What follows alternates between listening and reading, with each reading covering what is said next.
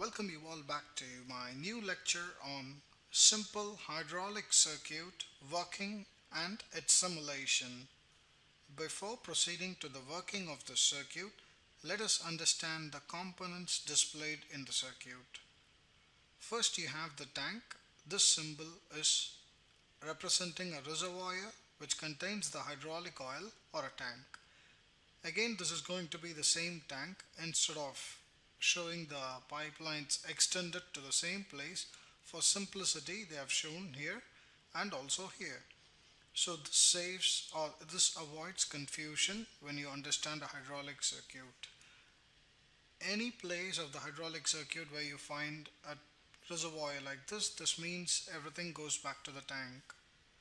After the tank, a gear pump takes suction and then it presses up the oil directly up to this control valve, that is the direction control valve. You have a pressure gauge here to tap the pressure reading and a safety relief valve to relieve the excess pressure back to the tank. This is the downstream of the direction control valve. Now on looking at the upstream, that is this side of the direction control valve, you have a piston which is going to lift a weight up and down and pressure tappings at both the ends of the piston. So you can see the piston here with O-rings. So this is going to move up and down and perform work by lifting this weight. You have pressure gauges here which is going to read the pressure when doing such work. Here you have a graph which is going to indicate the pressure inside the system and its behavior. Now let's start with a neutral position, that is these ports are blocked, the center blind position, which means no oil can flow past to the upstream of the direction control valve. These are two buttons, which means this valve can be operated either by solenoid or by manual. Here, since I'm going to operate and show the simulation, it's going to be manual operation. Let's see how it works. I'm going to start the simulation. Let's watch it step by step clearly.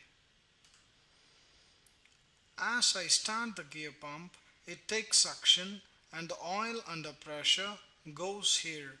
Now there is no path for the flow of oil and thus the system pressure builds up.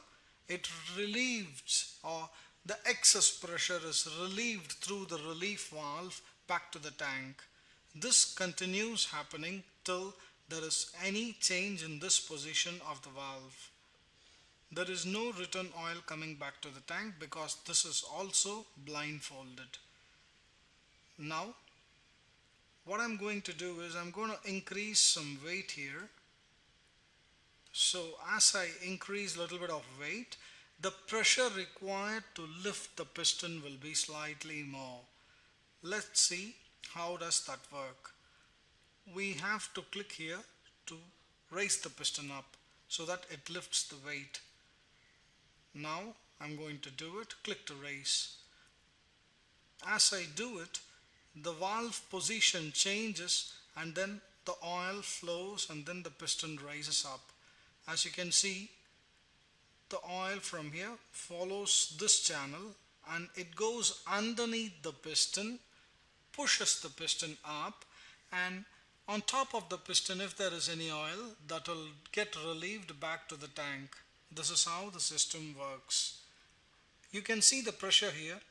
Pressure here reaches maximum pressure, after which no more oil will flow, where the safety pressure relief valve safeguards the system and thus avoids any rupture of the pipelines. As you can see, the gear pump continues to work and then excess pressure is relieved back to the tank. Note that the pressure near the piston and pressure after the pump is almost same, whereas the pressure here is 0, which means there is no oil pressure on the return line. Now on looking at the graph, this shows the rate of rise of pressure to complete the work done in lift of the piston for this particular weight. Now I'm going to put it back to neutral position where the pressure drops immediately because there is no more flow of oil as all the ports have been blanked. Now the pressure starts to fluctuate and you can see the piston slowly starts to drop down because the weight is going to compress the oil and increase the pressure here. I will show you with a little bit of more weight. I'm going to add up the weight. When I add the weight, you can see there is a drop in pressure and slowly the piston starts to come down automatically even though the ports are blanked. This means the oil beneath the piston is getting compressed, and you can see that by there is an increase in pressure. This is also evident through the graph. The oil above the piston, which was under pressure, gets expanded now. Now I want to lower the piston, so what I'm going to do is click on this. As I do that, the oil flows directly on top of the piston, which is indicated by the pressure here, pushes the piston down, the weight goes down, and the oil which was underneath the piston drains back to the tank. Now on top of the piston is full of oil and the piston can no more go down. Thus, the pressure relief valve or the safety valve lifts and drains back to the tank. Now I'm going to increase further weight. I'm going to put it full load. Now let's see how does this work. I'm going to raise the piston up. Now in neutral position. Now I'm going to raise it up. Now you can see the pressure is fluctuating so bad because the weight is maximum or the load is maximum, and the time taken to lift the piston up is more than what it was in lighter loads.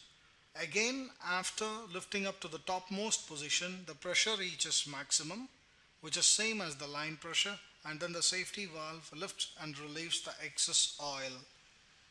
Now I will bring it back to neutral position, and due to the excess weight you can see that automatically the oil is getting compressed and the piston drops.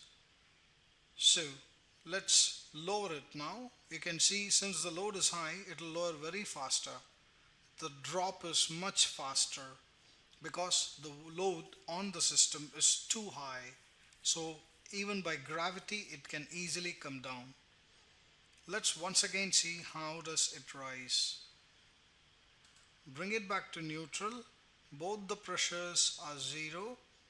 Now I'm going to lift it up. Now the oil starts to flow underneath the piston. Let me reduce some mass. As I reduce the mass, you can see the piston goes faster. Now I've kept it at the lightest load, and let's see how fast does it take to lift up again. Okay, I'm going to lift it up again. This is in neutral position. It will be too fast when we compare it with full load. You can see the graph rise immediately and the piston reaches top within very short time. So that's the basic understanding of any hydraulic circuit which requires to operate with load. Hope this explains you the basic operation of the hydraulic system.